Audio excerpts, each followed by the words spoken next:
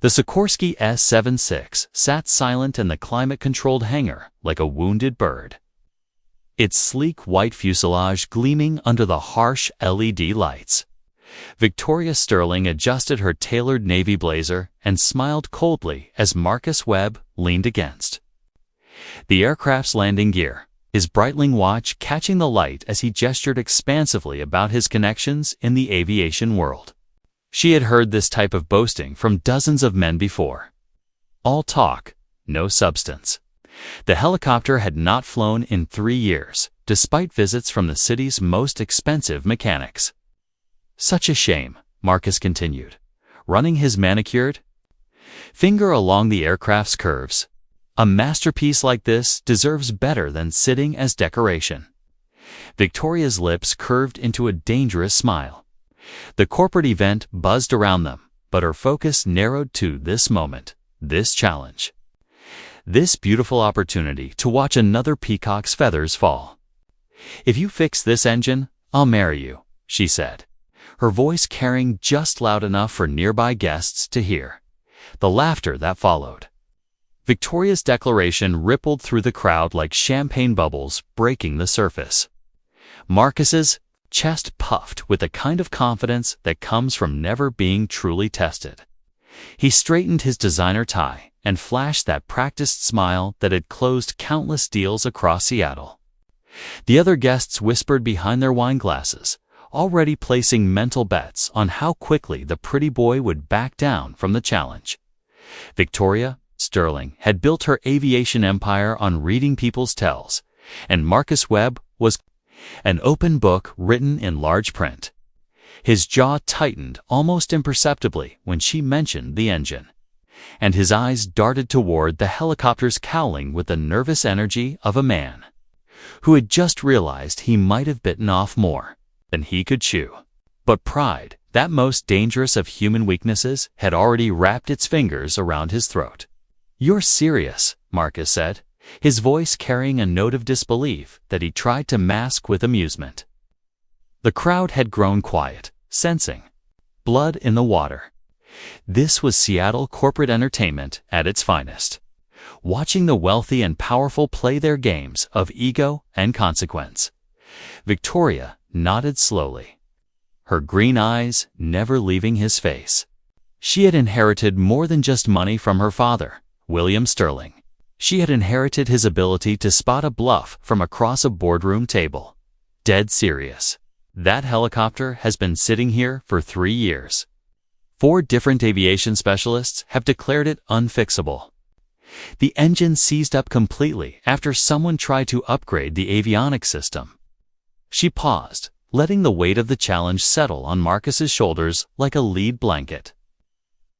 "But I'm sure a man with your connections won't have any trouble." With a little turbine engineering, the trap was set, baited with Marcus's own arrogance and witnessed by half of Seattle's corporate elite. He could not back down now without losing face. And losing face in this crowd was professional suicide. Marcus's smile became strained around the edges, but he extended his hand toward Victoria with theatrical confidence. "You've got yourself a deal, Miss Sterling. How long do I have?"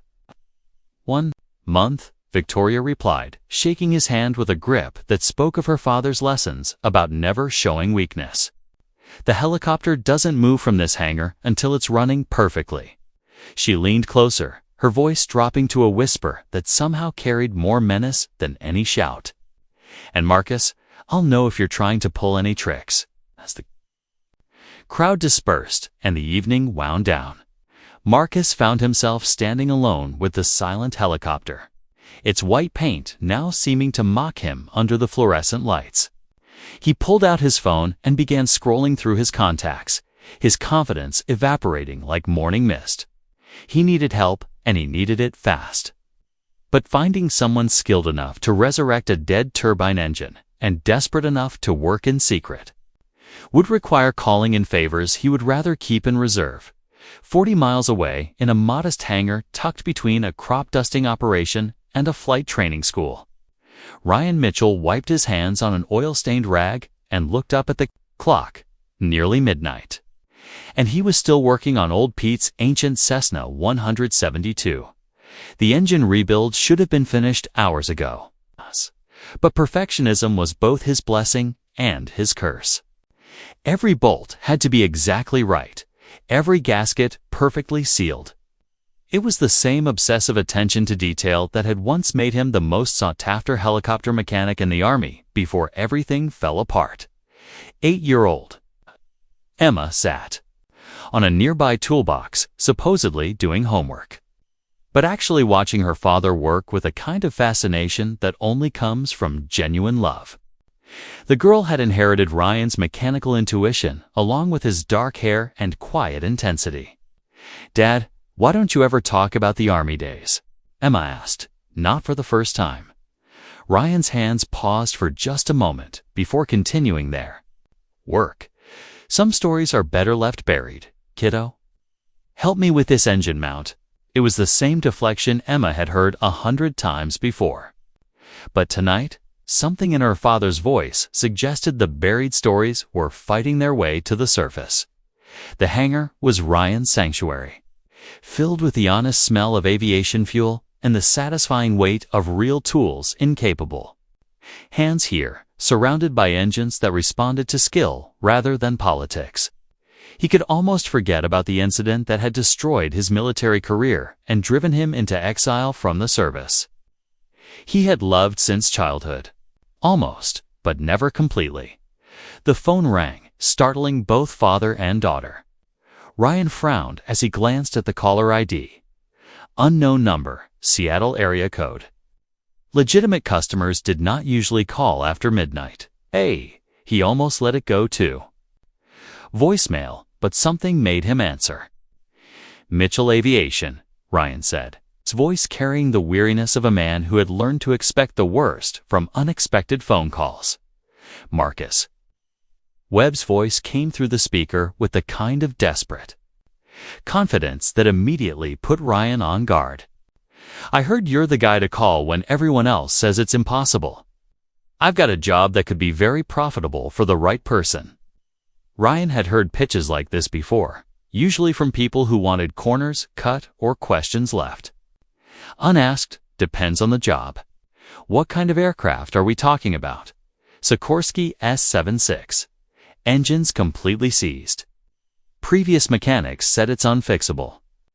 Marcus's voice carried the particular brand of desperation that comes from a man who had promised more than he could deliver. "I need it flying perfectly in 4 weeks, and I need absolute discretion." The mention of the S-76 made Ryan's pulse quicken despite himself. Those helicopters were mechanical poetry, precision engineering at its finest. But the request for discretion raised red flags that years of hard experience had taught him never to ignore. Why the secrecy? And why call me? There are plenty of helicopter specialists in Seattle with better reputations.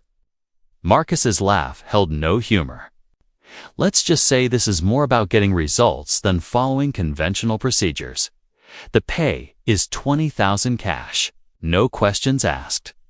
All I need is for the helicopter to fly perfectly for 1 day." Ryan's grip tightened on the phone.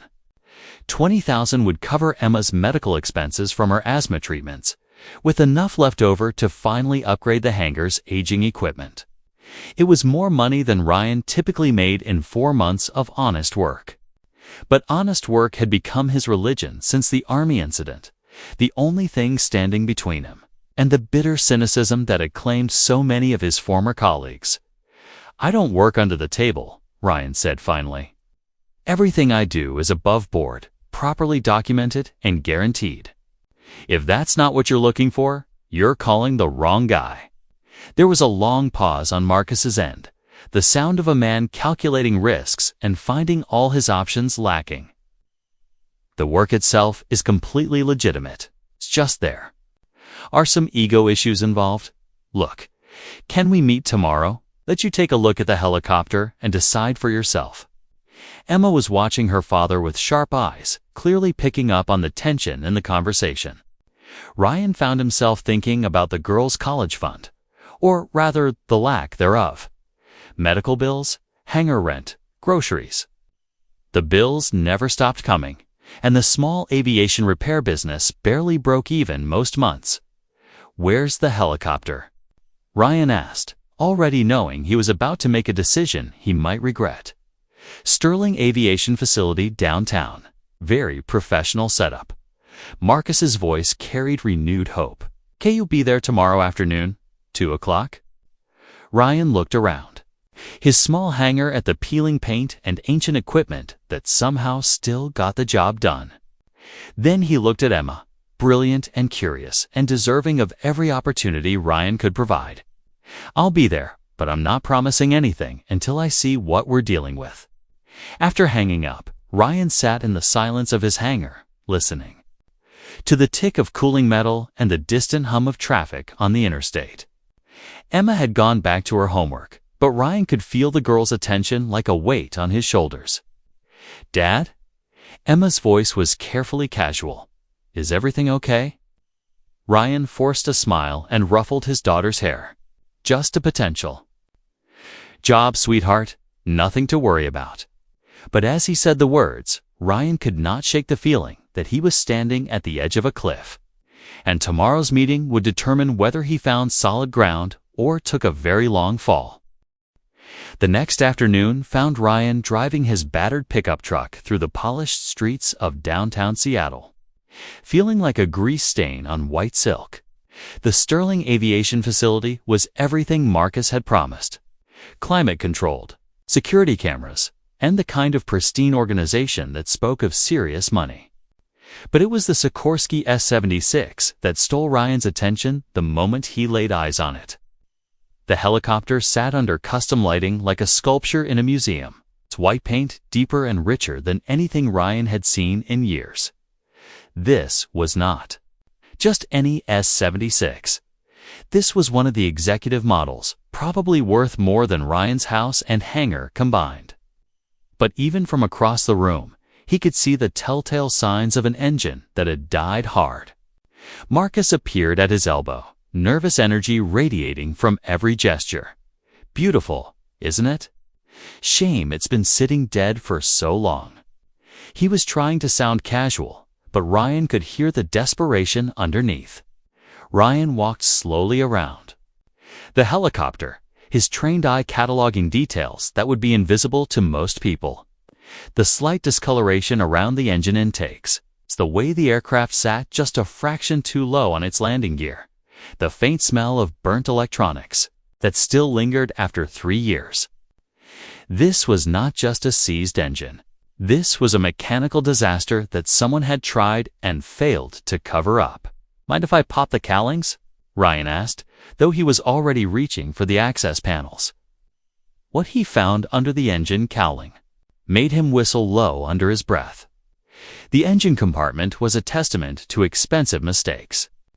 Aftermarket avionics jury-rigged into factory systems, custom wiring that looked like it had been installed by someone with more ambition than skill, and clear evidence that someone had tried to modify the fuel management system without understanding the consequences. Lord Ryan muttered, running his fingers along a melted wiring harness. What did they do to this poor bird? Marcus shifted uncomfortably. Previous owner tried to modernize some of the systems. Things got complicated. Ryan looked up from the engine compartment, his expression carefully neutral. "Marcus, this isn't just a seized engine. This is a complete electrical nightmare wrapped around mechanical trauma. Whoever worked on this helicopter before turned it into a very expensive lawn ornament." He paused, letting the reality sink in. "It's going to take a lot more than 4 weeks to bring this back to life." The desperation in Marcus's eyes became impossible to hide. "How long are we talking? And what would it cost?" Ryan did quick mental calculations, factoring in parts, labor, and the sheer complexity of undoing years of mechanical abuse. 6 months minimum, assuming we can even find replacement parts for some of this custom work. Cost-wise, you're looking at $60,000-$80,000, easy. Marcus's face went pale. "That's impossible. I need it flying in 4 weeks, and I can't spend more than $30,000. His voice cracked slightly on the numbers. Ryan straightened up and wiped his hands on his jeans. This was exactly the kind of situation he had learned to walk away from. Unrealistic expectations, impossible deadlines, and a client who was clearly in over his head, and you need to find someone else. I don't do miracle work, and I won't take your money knowing I can't deliver what you need. Wait. Marcus's voice carried the sharp edge of panic. What if I told you this was just about getting the engine to start? It doesn't have to fly perfectly. It just has to run and maybe hover for 10 minutes. Ryan paused, his hand on the helicopter's fuselage. There was something in Marcus's tone that suggested this was not really about the aircraft at all. Why? What happens in 10 minutes? Marcus's composure finally cracked completely. Look, I made a stupid bet with someone who has a lot more money and power than I do. If I can't get this helicopter running, I'm going to lose a lot more than just money. He ran his hands through his perfectly styled hair. I'll pay you $30,000 cash if you can just get it to start and hover. That's all I need. $30,000. The number hit Ryan like a physical blow. 'Twas more money than he had seen at one time since his army days. Enough to secure Emma's future and maybe even start rebuilding the reputation he had lost. But the desperation in Marcus's voice, the emphasis on secrecy, the unrealistic timeline, everything about the situation screamed trouble. Ryan found himself thinking about Emma's face when he had mentioned the engineering camp at the university. The way the girl's eyes had lit up with possibility before reality set in. Sometimes being a good father meant taking calculated risks, even when every instinct screamed to walk away. I'll need to see the helicopter every day. Full access to order whatever parts I need and a deposit up front, Ryan said finally. And Marcus, if this is some kind of scam or illegal activity, I'm out immediately. I won't risk my daughter's future for anyone. Marcus's relief was palpable. It's completely legitimate, I swear. Just a matter of pride and reputation. He pulled out his wallet and counted out $5,000 in hundreds. Down payment, the rest when the helicopter starts. As Ryan pocketed the money, he could not shake the feeling that he had just signed a contract with the devil. But Emma's college fund had just gotten its first major contribution, and sometimes that had to be enough to quiet the voice of caution whispering in the back of his mind. The real work began the next morning. Ryan arrived at the facility before dawn, armed with a toolbox that had seen him through countless military deployments and enough coffee to fuel a small squadron. The helicopter waited under its lights, beautiful and broken, challenging him to work miracles he was not sure he could deliver. The first step was archaeological, carefully removing years of failed modifications to reveal the original engine. Underneath, each component had to be cataloged, cleaned, and evaluated for damage. Some parts were salvageable. Others were complete losses that would need replacement or custom fabrication. By the end of the first week, Ryan had filled 4 garbage bags with destroyed components and compiled a list of replacement parts that read like a Sikorsky Museum's wish list. The engine itself was in better shape than he had initially feared, but the avionics were a complete disaster that would need to be rebuilt from scratch. It was during the second week that Ryan first noticed he was being watched. The woman appeared on Tuesday, standing in the observation area that overlooked the hangar floor. Sue was elegant in that particular way that spoke of serious money, not flashy or obvious, but unmistakably expensive. Her auburn hair was pulled back in a simple style that probably cost more than Ryan made in a week, and she watched his work with the kind of intense focus that made him uncomfortable. "Can I help you?" Ryan called out during a break, wiping his hands on a shop towel. She smiled, and for a moment, Ryan forgot about the helicopter entirely. It's not often you see someone who really understands these aircraft.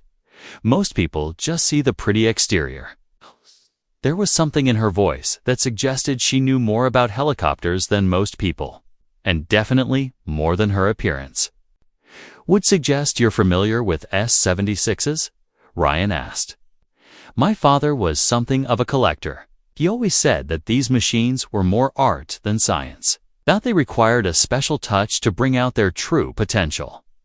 She stepped closer to the barrier separating the work area from the observation space. I'm Catherine, by the way, but most people call me Kate. Ryan introduced himself, though something about the way she said her name suggested it was not the complete truth. There was a formality to it, like she was playing a role. Your father had good taste. These S-76s are incredible machines when they're running properly. Kate's eyes moved over the partially disassembled engine with obvious knowledge. That's a lot of custom work someone tried to do. Probably made things worse instead of better. You could say that. Ryan was impressed despite himself. Most people looked at a turbine engine and saw a mechanical mystery.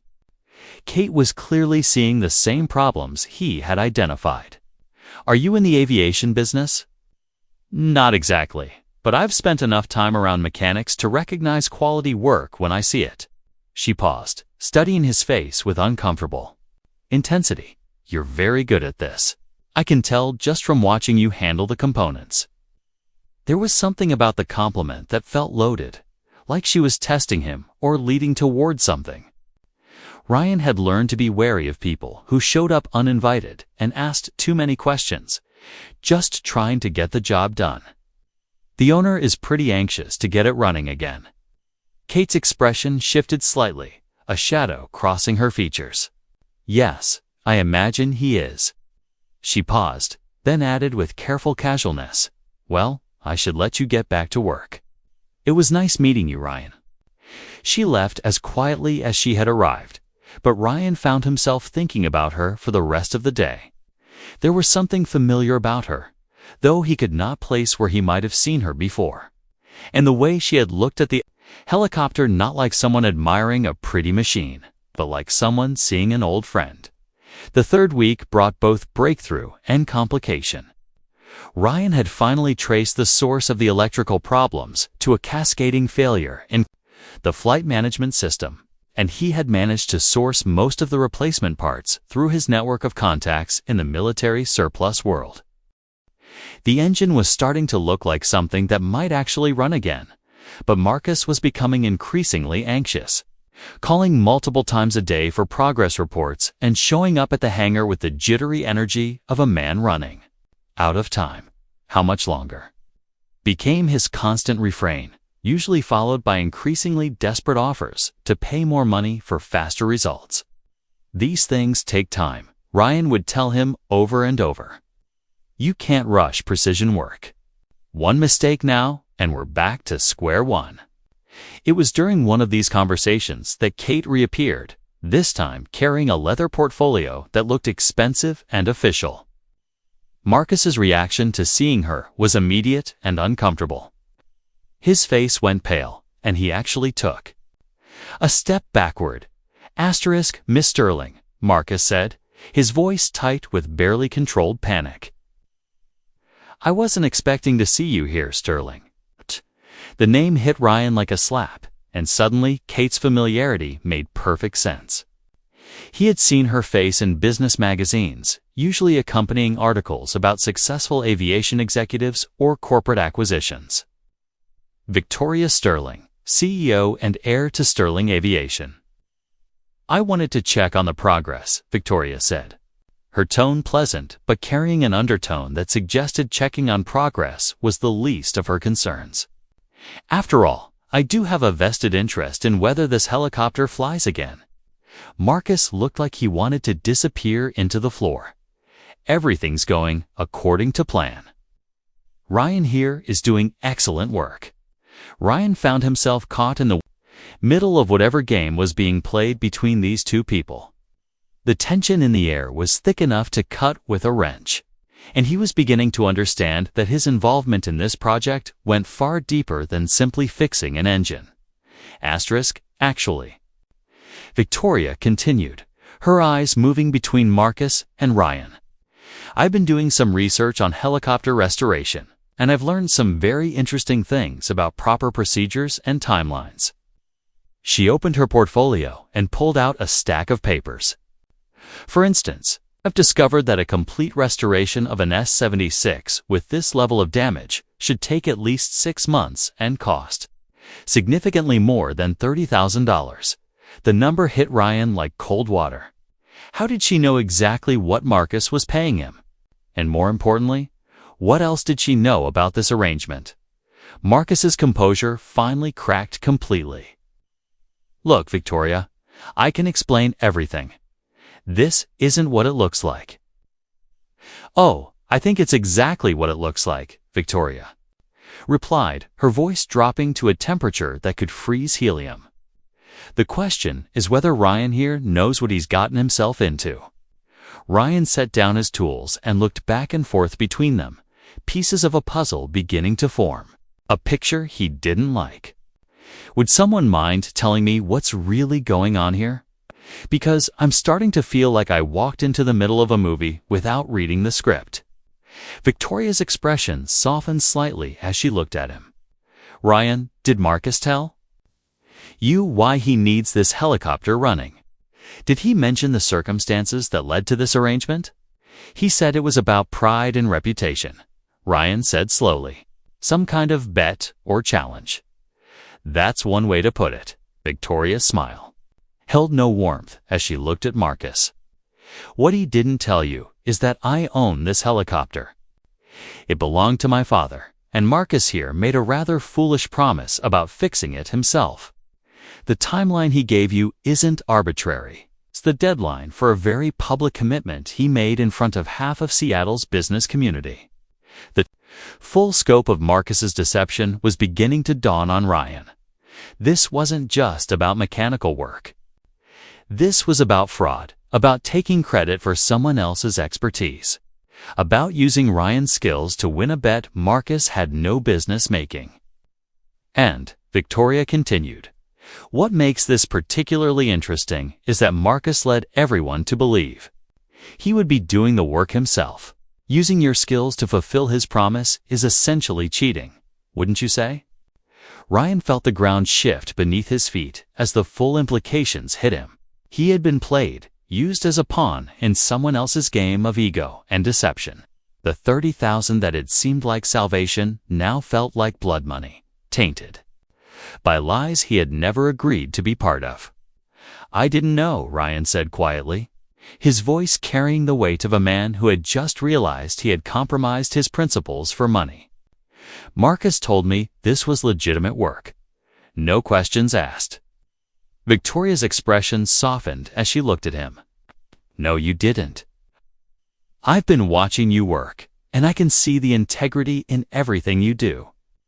The way you handle each component. The care you take with every detail. That's not the work of someone trying to deceive anyone. Marcus finally found his voice, desperation making it crack around the edges. Look, this doesn't have to be complicated. Ryan, you finish the job. I pay you. Everyone goes home happy. Victoria, you get your helicopter back running like new. Where's the harm in that? The harm, Victoria said, her voice dropping to Arctic temperatures, is that you made a promise you couldn't keep? And now you're asking this man to sacrifice his reputation to save yours. She turned to Ryan, her eyes holding a mixture of respect and something that might have been regret. Ryan, did Marcus tell you why this helicopter is so important to me? Ryan shook his head, though pieces were beginning to form a picture he was afraid to complete. This S-76 belonged to my father, William Sterling. He was something of a legend in the aviation world back in the 1980s and 90s. Victoria's voice took on a softer quality, memory tempering her anger. He died 3 years ago, and this helicopter was his pride and joy. It stopped running the day after his funeral, like it was mourning him too. The name William Sterling hit Ryan like a physical blow. Every mechanic who had ever worked in military aviation knew that name. William Sterling had owned one of the most successful helicopter service companies in the Pacific Northwest. Known for his integrity, his loyalty to his crew, and his absolute refusal to tolerate corner cutting in any form. "You knew him," Victoria said, watching Ryan's face. "I can see it in your expression." Ryan nodded slowly, his throat tight with emotions he had buried for years. "I worked for his company briefly back in 2019, just for a few months, but he was everything they said about him: honest, demanding, fair." Ryan paused, the weight of old memories pressing down on him. "He fired me when the incident happened, said he couldn't afford to have anyone on his team who might compromise the safety standards of the operation." "What incident?" Victoria asked. Though her tone suggested she already suspected the answer, Ryan looked down at his oil-stained hands. Hands that had once been trusted with million-dollar aircraft and now struggled to keep a small hangar operation afloat. 2019. Someone was falsifying maintenance records on our unit's helicopters. When they couldn't find the real source, they needed a scapegoat. I was the newest guy on the crew, didn't have the connections to fight back. His voice grew quieter. "Your father didn't want to let me go, but the evidence looked pretty convincing. Even I wasn't sure I was innocent for a while." The silence that followed was broken only by the hum of the hangar's ventilation system. Marcus shifted uncomfortably, clearly out of his depth in a conversation about integrity and consequences. "But you were innocent," Victoria said. "It wasn't a question." "Yeah, took them 2 years to catch the real guy," one of the senior mechanics, who had been with the unit for over a decade. "By then, my reputation was shot, and nobody in the aviation world would touch me." Ryan managed a bitter smile. "Turns out being right doesn't always matter if you can't prove it when it counts." Victoria was quiet for a long moment, studying Ryan's face with an intensity that made him uncomfortable. When she finally spoke, her voice carried a weight of decision. "Ryan, I want to make you an offer. Forget about Marcus's arrangement. Work directly for me. Take as long as you need to restore this helicopter properly. Do it right, and I'll pay you $60,000 plus all expenses." The offer hung in the air like a lifeline thrown to a drowning man. $60,000 would solve every financial problem Ryan faced, would secure Emma's future, would maybe even allow him to start rebuilding the reputation he had lost. But there was something in Victoria's tone that suggested this was about more than just fixing a helicopter. Marcus's face had gone white. "Victoria, you can't do this. We had a deal. Our deal was that if you fixed my father's helicopter, I would marry you," Victoria replied, her voice carrying the sharp edge of absolute finality. "Since you clearly can't fix it yourself, our deal is void. But the helicopter will be running. That's what matters. No Marcus. What matters is honesty. What matters is integrity. What matters is not taking credit for someone else's work." Victoria's eyes never left Ryan's face as she continued. "My father spent his entire career fighting against people like you. People who thought they could shortcut their way to success by using other people's talents." Ryan found himself at a crossroads that felt familiar and terrifying. Accept Victoria's offer, and he would be financially secure, but he would also be abandoning a commitment he had already made. Honor his agreement with Marcus, and he would be participating in a deception that went against everything he had tried to rebuild about himself. "I need some time to think about this," Ryan said finally. Marcus's desperation reached a new peak. "Time, Ryan. I'm offering you $30,000 for 3 weeks of work. That's more money than you'll see in the next 6 months working on crop dusters and flight trainers." "Money isn't everything," Ryan replied. But even as he said it, he thought about Emma's medical bills and the hangar's mounting expenses. Victoria stepped closer, her voice dropping to a more personal register. "Ryan, let me ask you something. When you work on an engine, when you solve a mechanical problem that nobody else could figure out, how does that feel?" The question caught Ryan off guard. "It feels right. Like I'm doing what I was meant to do." And when you take shortcuts, when you compromise on quality to meet a deadline, Ryan's jaw tightened. It feels like betraying everything I believe in. Then you already know what the right choice is. Victoria's smile was sad, but genuine. The question is whether you're brave enough to make it. Before Ryan could respond, his phone buzzed with a text message. Emma's doctor asking about the payment for her latest treatment that was now 2 weeks overdue. The timing felt like the universe playing a cruel joke, reminding him exactly what was at stake. "I'll give you until tomorrow morning to decide," Victoria said, gathering her papers. "But Ryan, whatever you choose, I want you to know that I respect the work you've done here. You've brought this helicopter closer to flying than anyone has in 3 years. That takes real skill." As she walked away, Marcus immediately cornered Ryan, his voice tight with panic. "You can't seriously be considering her offer. I'll make it $40,000 cash if you stick with our original deal. Just get the helicopter running by Friday and walk away." Ryan looked at the partially restored aircraft, at the hours of careful work he had invested in bringing it back to life. Each component had been cleaned, calibrated, and installed with the same precision he had once brought to military helicopters worth millions of dollars. The work was good, honest, and skilled, something he could be proud of. But pride didn't pay medical bills or keep the lights on in the hangar. "I'll let you know tomorrow," Ryan said, though part of him already knew what his answer would have to be. That night, Ryan sat in his kitchen across from Emma, picking at a dinner of leftover takeout and wrestling with a decision that felt bigger than just fixing a helicopter. The girl was working on science homework with the kind of intense focus that reminded Ryan painfully of himself at that age, back when the future had seemed full of unlimited possibilities. Dad, Emma looked up from her textbook. "There you've been. Really quiet tonight. Everything okay?" Ryan studied his daughter's face, seeing echoes of his own features mixed with memories of Sarah, Emma's mother, who had died when the girl was only 4. Emma was brilliant, curious, and deserving of every opportunity the world could offer. But opportunities cost money, and Ryan's principles were expensive luxuries he might not be able to afford. "Just thinking about work stuff, sweetheart."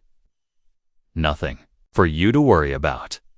Emma set down her pencil and gave Ryan the kind of look that suggested she wasn't fooled by the deflection. "Is it about that helicopter? You've been working on it for weeks, but you never talk about it like you do other aircraft." The observation was uncomfortably perceptive. Emma was right. Ryan usually loved talking about interesting mechanical challenges. But the S-76 had become a source of stress rather than excitement. "It's complicated," Ryan said finally. "Sometimes in business, people want things that aren't quite right, and you have to decide whether the money is worth compromising what you believe in." Emma considered this with the seriousness that 8-year-olds bring to matters they sense are important. What would Mom have said? The question hit Ryan like a punch to the gut. Sarah had been the moral compass of their small family, the one who had always pushed Ryan to do the right thing, even when the right thing was difficult. She would have hated seeing him struggle with this decision. She would have said that integrity is the only thing you really own, and once you sell it, you can never really buy it back, Ryan said quietly. Then why is this complicated? Ryan looked around their small kitchen at the overdue bills stacked on the counter and the medical appointment. Reminders stuck to the refrigerator. How could he explain to an 8-year-old that sometimes being a good father meant making choices? That didn't feel good. Because sometimes doing the right thing costs more than you can afford. Ryan said. Emma was quiet for a long moment, then reached across the table and put her small hand on Ryan's arm. "Dad, remember when Mr. Peterson wanted you to sign off on his helicopter without doing the full inspection?" Ryan remembered. It had been last winter, and they had been behind on the heating bill. Peterson had offered him $1,000 to cut corners on a safety inspection for an aircraft that had questionable maintenance records. It would have been easy money, and nobody would have been the wiser until something went wrong. That was different, Ryan said. Someone could have gotten hurt. How is this different? Emma asked, with the devastating logic of youth. Ryan didn't have a good answer, and they both knew it. The next morning dawned gray and cold, matching Ryan's mood as he drove toward the Sterling Aviation facility. He had barely slept, spending most of the night staring at the ceiling and trying to find a solution that didn't exist. By the time he arrived at the hangar, he had made his decision, though it sat in his stomach like a stone. Marcus was waiting for him, practically vibrating with nervous energy. Well, have you thought about my offer? Yeah, I've thought about it. Ryan looked at the helicopter, beautiful and almost ready to fly again. 3 more days of work, maybe 4, and the engine would purr like it had when William Sterling first took delivery of it decades earlier. I can't do it, Marcus. Find someone else. Marcus's face went through several shades of pale before settling on a sickly gray. You can't be serious. I'm offering you $40,000, and you're telling me it's not enough. Ryan began packing his tools, each one carefully placed in its designated spot in the toolbox that had been his companion through years of honest work. Find another mechanic. Tell Victoria the truth, or figure out how to fix it yourself.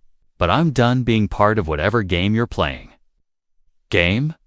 Marcus's voice cracked with desperation. This isn't a game if I don't deliver on this promise. I'm finished in this town. My reputation, my business, everything I've worked for, it's all gone. Ryan paused in his packing, struck by the parallel between Marcus's situation and his own scandal years earlier. But there was a crucial difference. Marcus had created his own mess through arrogance and deception, while Ryan had been an innocent victim of someone else's crimes. Then maybe you should have thought about that before you made promises you couldn't keep, Ryan said quietly. Ryan walked toward the exit. Marcus called after him one last time. $50,000. That's my final offer. Ryan didn't look back. He was loading his tools into the truck when Victoria appeared, emerging from a sleek black sedan with the quiet confidence of someone who had never doubted she belonged exactly where she was. Leaving? She asked, though her tone suggested she already knew the answer. Let Marcus find someone else to help him cheat his way out of the hole he dug for himself. Ryan replied, I'm done being part of this circus. Victoria nodded approvingly. Then my offer is still on the table. $60,000 to restore the helicopter properly. No shortcuts, no deadlines, except the ones that make sense mechanically. Ryan looked at her, this woman who had inherited more money than he would ever see in a lifetime, offering him a fortune to do work he would love doing anyway. It should have been an easy yes, but something in her expression suggested there were complications he hadn't considered. Why? He asked. You could hire any specialist in the country for that kind of money. Why offer it to a small-town mechanic with a damaged reputation? Victoria was quiet for a moment, her eyes moving to the hangar where the helicopter waited. Because 2 years ago, I hired a private investigator to look into the incident that destroyed your military career. I wanted to know if my father had made the right decision in letting you go. Ryan's blood went cold. And I learned that William Sterling spent the last year of his life regretting that decision. He knew you were innocent, Ryan. He had figured out who the real culprit was, but by then, it was too late to undo the damage to your reputation. Victoria's voice carried a weight of old regret. My father died believing he had failed one of the best mechanics he had ever worked with. Revelation hit Ryan like a physical blow. All these years he had carried the pain of disappointment from a man he had respected above all others, never knowing that William Sterling had eventually learned the truth. He left something for you, Victoria continued, reaching into her purse. A letter. He made me promise to deliver it if I ever found you. The envelope was heavy stock paper, expensive, and formal, with Ryan's name written in the careful script of a man who had learned penmanship in an age before computers. Ryan's hands shook slightly as he opened it. The letter was brief, but every word carried the weight of a lifetime spent in the aviation world. Ryan's hands trembled slightly as he read. A 1970s Hughes 500 that had crashed 20 years earlier became their signature achievement. Rebuilt from the ground up with improvements that made it safer and more reliable than the original design.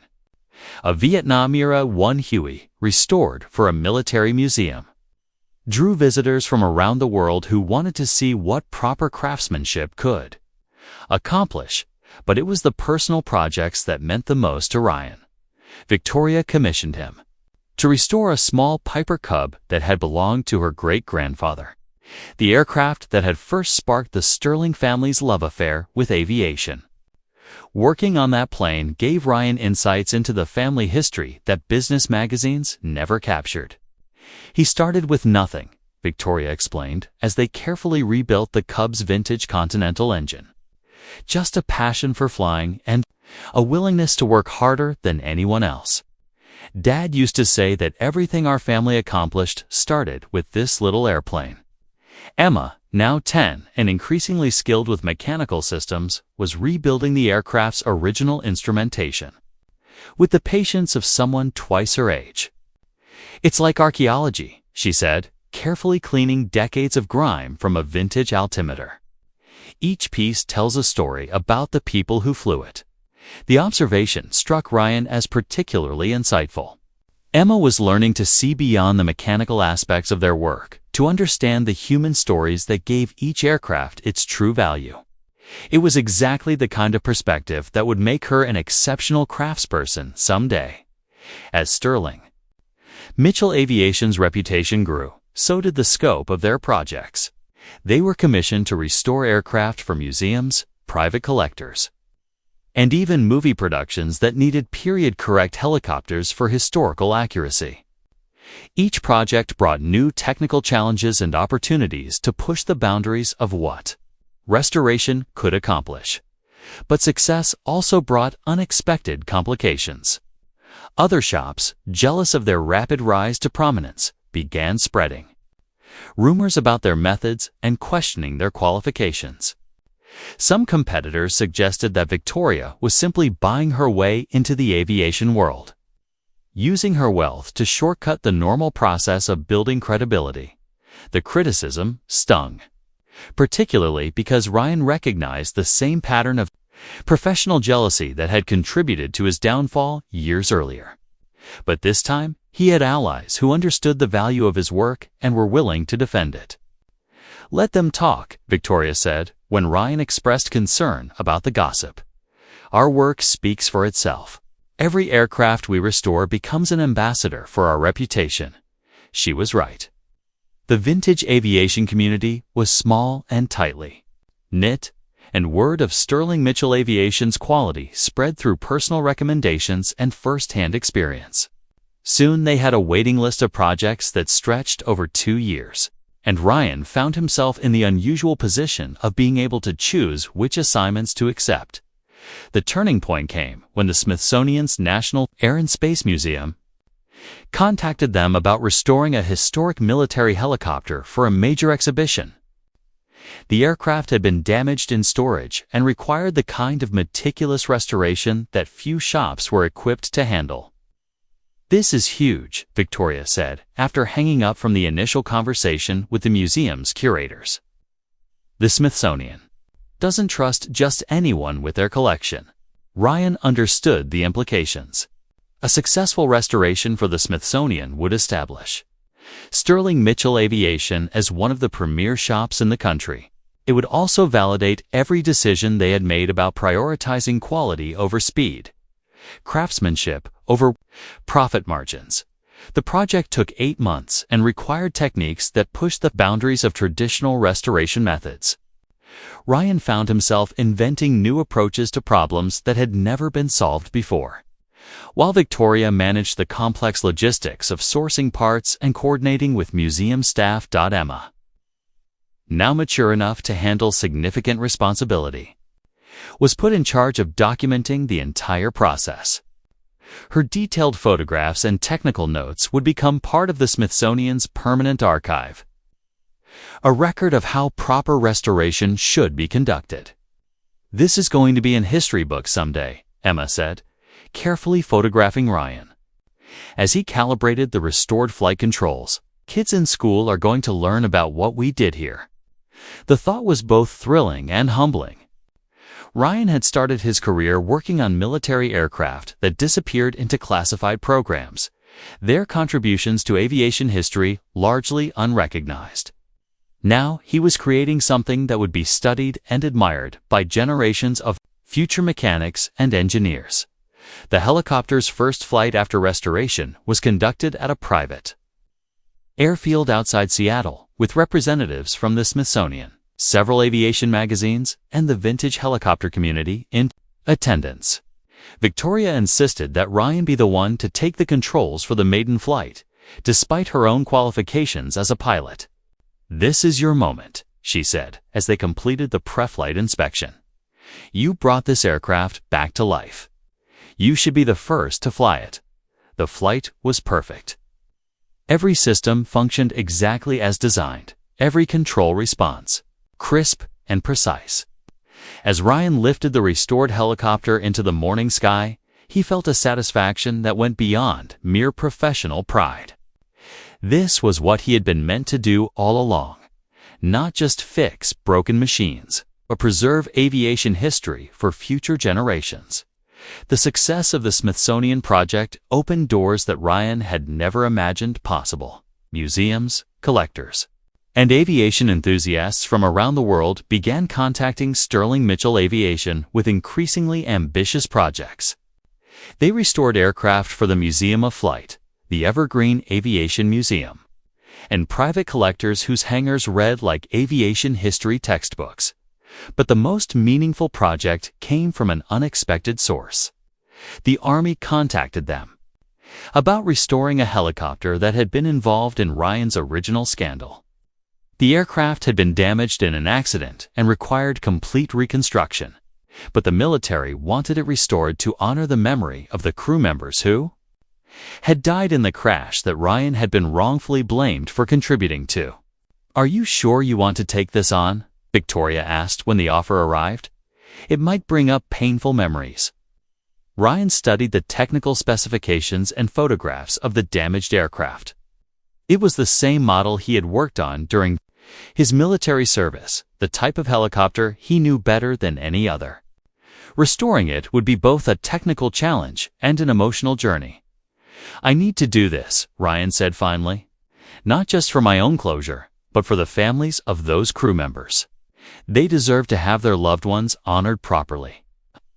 The project took a full year and required every skill Ryan had developed over his career. But as the helicopter began to take shape in their hangar, it became something more than just a restoration project. It became a memorial to the courage and sacrifice of military aviators, and a symbol of redemption for Ryan's own damaged reputation. Emma, now 11 and increasingly sophisticated in her understanding of both aviation and human nature, seemed to grasp the deeper significance of what they were accomplishing. She worked with unusual intensity on the project, as if she understood that this helicopter represented everything her father had fought to rebuild about himself. "Dad," she said, one evening as they were installing the restored rotor system, "do you think the crew members would be proud of what we're doing?" Ryan paused in his work, struck by the question's wisdom. "I think they would understand that we're not just fixing a machine. We're preserving their memory and honoring their service." The completed helicopter was unveiled at a ceremony attended by the families of the fallen crew members, Ryan's former military colleagues, and representatives from the aviation community. As the aircraft lifted into the sky for its dedication flight, Ryan felt the last of his old wounds finally heal. Victoria stood beside him at the ceremony, her hand finding his as they watched the helicopter perform a missing man formation with other military aircraft. Emma was on his other side, her face bright with pride at what they had accomplished together. Your father would have been proud, Ryan said to Victoria, his voice thick with emotion.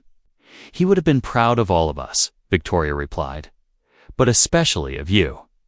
You've built something here that's about more than just business success. You've created a legacy. As the ceremony concluded and the crowds began to disperse, Ryan realized that his journey had come full circle. He had started as a young mechanic full of dreams and ambition, suffered the devastating loss of everything he had worked for, and now found himself in a position to influence the future of aviation restoration. Emma was already talking about studying aerospace engineering, inspired by the combination of technical challenge and historical preservation that defined their work. She had grown up in the hangar, surrounded by the tools and techniques that would shape her own career someday. I want to be just like you and Victoria, Emma announced one evening as they were closing up the shop. I want to save old aircraft and help people remember aviation history. Ryan, by the time you read this, I'll be gone. But I needed you to know the truth. I was wrong to let you go. Sergeant Phillips confessed to everything before his court-martial. The falsified records, the frame job, all of it. You were the best mechanic I ever had the privilege to work with, and I failed you when you needed me most. I can't undo the damage to your reputation, but I can tell you that everyone who matters in this business knows you're innocent. You deserve better than what happened to you. William Sterling. Ryan read the letter twice, then a third time each. Word helping to heal wounds he had carried for nearly a decade. The vindication he had stopped hoping for had been waiting for him all along. Held in trust by a woman who understood the value of truth and redemption. So you see, Victoria said quietly, this isn't charity. This is justice delayed but not denied, and it's a chance for both of us to honor my father's memory by doing something right. Ryan looked up from the letter, his eyes bright with emotions. He had kept buried for years. The helicopter meant something special to him, didn't it? It was his reminder that beautiful things are worth preserving, even when they're broken, especially when they're broken. Victoria smiled, and for the first time since he had met her, it reached her eyes. He used to say that fixing something properly takes patience, skill, and respect for what it was meant to be. Shortcuts might get you running again, but they'll never get you running right.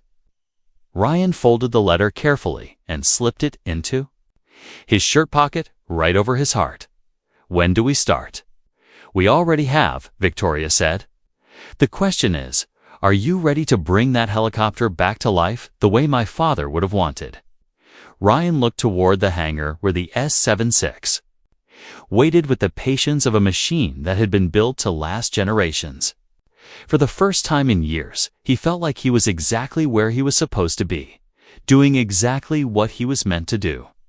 Let's go fix ourselves a helicopter, he said. 3 months later, Ryan stood in his expanded hangar, now equipped with proper lifts, professional lighting, and the kind of tools he had only dreamed of owning during his lean years. The Sikorsky S-76 sat in the center bay, its twin turbines purring with the smooth precision of aerospace engineering at its finest. Every component had been restored to factory specifications or better, every system calibrated to deliver the performance William Sterling had fallen in love with decades earlier. Emma sat on a nearby stool, no longer watching from the sidelines, but actively participating in the work. Victoria had insisted on funding the girls' enrollment in an advanced aviation program, and Emma had thrown herself into learning with the kind of passion that reminded Ryan of his own youth. Engine parameters look perfect. Dad, Emma called out, monitoring the diagnostic equipment with the confidence of someone who had found her calling early in life. Victoria emerged from the pilot's seat, her business attire replaced by coveralls that bore honest stains from working alongside Ryan. To complete the restoration, she had insisted on learning every aspect of the process, claiming she owed it to her father's memory to understand what made his favorite aircraft so special. It sounds exactly like I remember, she said, her voice thick with emotion. Dad used to take me for flights when I was Emma's age. I can still hear him explaining how each sound meant the engines were happy. Ryan wiped his hands on a shop towel and smiled at the sight of the three of them gathered around the completed helicopter. What had started as a deception and a desperate grab for money had become something none of them had expected, a friendship built on mutual respect and shared purpose. "There's something else," Victoria said, her tone shifting to something more formal. "I've been thinking about what comes next." Ryan raised an eyebrow. "Next. This hangar, your skills, Emma's talent. It seems like a waste to limit ourselves to one aircraft." Victoria gestured around the expanded space. "I'd like to propose a partnership. Sterling Mitchell Aviation, specializing in bringing vintage aircraft back to life the right way. No shortcuts. No compromises, just honest craftsmanship for people who understand quality." The offer hung in the air between them, heavy with possibility. Ryan looked around his hangar at the girl who had become his inspiration, at the woman who had given him a chance to reclaim his reputation and his passion. "What about Marcus?" Emma asked, displaying the practical curiosity that made her such a good mechanic in training. Victoria's expression darkened slightly. "Marcus learned an expensive lesson about the difference between talking and doing. He's moved to Portland, I believe. Something about a fresh start and fewer people who know about his various failures." Ryan thought about the man who had tried to use him as a tool for deception, who had been willing to compromise Ryan's integrity to save his own reputation. Marcus had gotten exactly what he deserved, the consequences of his own choices. "And the bet?" Ryan asked. "The marriage proposal that started all this?" Victoria laughed, a sound like music in the mechanical sanctuary they had created together. "Well, technically, the helicopter is running perfectly, restored by someone with genuine skill and integrity. If I were the kind of person who honored bets made by cheaters, I suppose I'd have to consider Marcus's claim."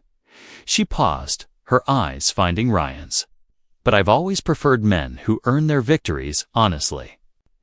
Emma looked back and forth between the adults, her young face showing the kind of knowing expression that suggested she understood more about the situation than they gave her credit for. "So, are you going to ask her out, Dad? Or are you going to make her do all the work?" Ryan felt his face flush, but Victoria just laughed and ruffled Emma's hair. "Smart kid. I can see where she gets it from." The partnership began officially the following week. Victoria provided the capital and business connections, while Ryan brought the technical expertise and reputation for quality work. Emma, despite her age, proved invaluable as both a mechanical apprentice and a bridge between the two adults who were still learning to trust again. Their first major project arrived within a month, a 1960s Bell 206 jet Ranger that had belonged to a Seattle tech executive's grandfather. The aircraft had been sitting in a barn for 20 years, and most specialists had written it off as beyond restoration. But Ryan saw the potential beneath the rust and neglect, and Victoria trusted his judgment. The work was painstaking and methodical. Each component was cataloged, evaluated, and either restored or replaced with period-correct parts sourced from Ryan's network of contacts in the vintage aviation world. Victoria insisted on learning every aspect of the process, from engine teardown to avionics integration, approaching each lesson with the same intensity she brought to corporate boardrooms. Emma proved to be a natural at the detailed work that restoration required. Her small hands could reach places that gave the adults trouble, and her sharp eyes caught problems that experience sometimes overlooked. More importantly, she absorbed knowledge like a sponge, asking questions that pushed both Ryan and Victoria to think more deeply about their craft. Asterisk, why did they use this type of bearing instead of the newer ceramic ones? Emma would ask. Or, what happens to the fuel flow when we change the injector specifications? These questions led to discussions that often stretched late into the evening. The three of them gathered around the workbench while Emma did homework, and the adults debated the merits of different approaches to mechanical problems. It was during one of these sessions that Ryan realized something had shifted in his relationship with Victoria. The formality that had marked their early interactions had given way to something more comfortable, more genuine. Victoria no longer felt the need to prove herself in his workshop, and Ryan no longer felt intimidated by her wealth and status. They had found common ground in their shared respect for quality work and their mutual devotion to Emma's education. "You?" "No," Victoria said one evening, looking up from a carburetor she was rebuilding under Ryan's guidance.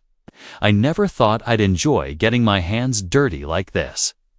"Your father would have been proud," Ryan replied, checking her work with the critical eye of a master craftsman. "This is museum-quality restoration." Victoria smiled at the compliment, but there was something else in her expression, a vulnerability that her corporate persona rarely allowed. "I spent so many years trying to prove I belonged in boardrooms and executive suites that I forgot how satisfying it could be to build something real with your own hands." Emma looked up from her homework. "Dad always says the best part of fixing something is knowing it'll work better than when you started." "Your dad's a smart man," Victoria said, her eyes meeting Ryan's across the workbench. The Bell 26 took 4 months to complete, but the result was spectacular. The helicopter looked and flew better than it had when it first rolled off the assembly line 50 years earlier. More importantly, the project established Sterling Mitchell Aviation's reputation for quality and attention to detail. Word spread quickly through the vintage aviation community. Soon they were receiving inquiries from collectors across the country, people who had aircraft that other shops had declared hopeless. Each project brought new challenges and opportunities to push the boundaries of what restoration could accomplish. Ryan smiled at his daughter's enthusiasm, remembering his own youthful certainty about his future in aviation. But Emma had advantages. He had never possessed a solid foundation of knowledge, financial security, and most importantly, the support of people who understood the value of what she wanted to accomplish. "Just remember," Ryan told her, "the most important thing isn't how fast you work or how much money you make. It's about doing quality work that honors the people who built these machines and the people who flew them." Victoria nodded approvingly. "Your father's right. Integrity is the foundation of everything we do here. Without that, all the skill and knowledge in the world doesn't mean anything." As they walked out of the hangar together, Ryan reflected on the unlikely chain of events that had brought them to this point.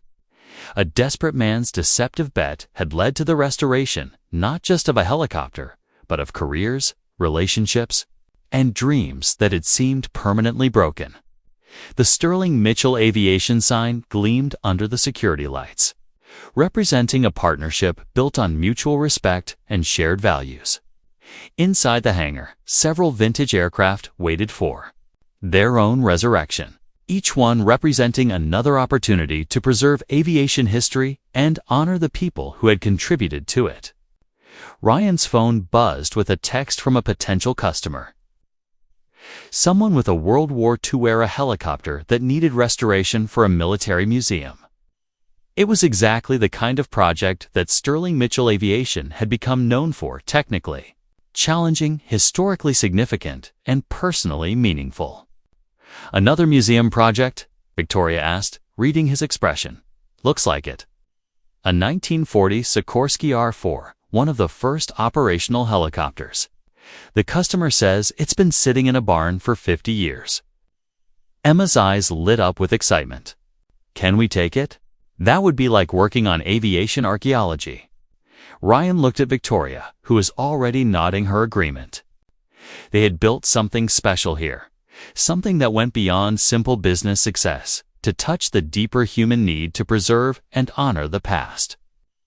"I think we can fit it into the schedule," Ryan said, already imagining the challenges and opportunities that such a restoration would present.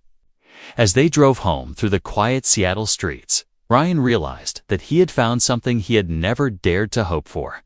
Not just professional redemption, but a family and a purpose. That gave meaning to every day. The helicopter that had started as Marcus Webb's desperate deception had become the foundation for everything good in his life. Victoria reached over and took his hand as they stopped at a traffic light. "Thank you," she said quietly. "For what?" "For showing me what real integrity looks like. For helping me understand what my father was trying to build. For giving me a chance to be part of something that matters."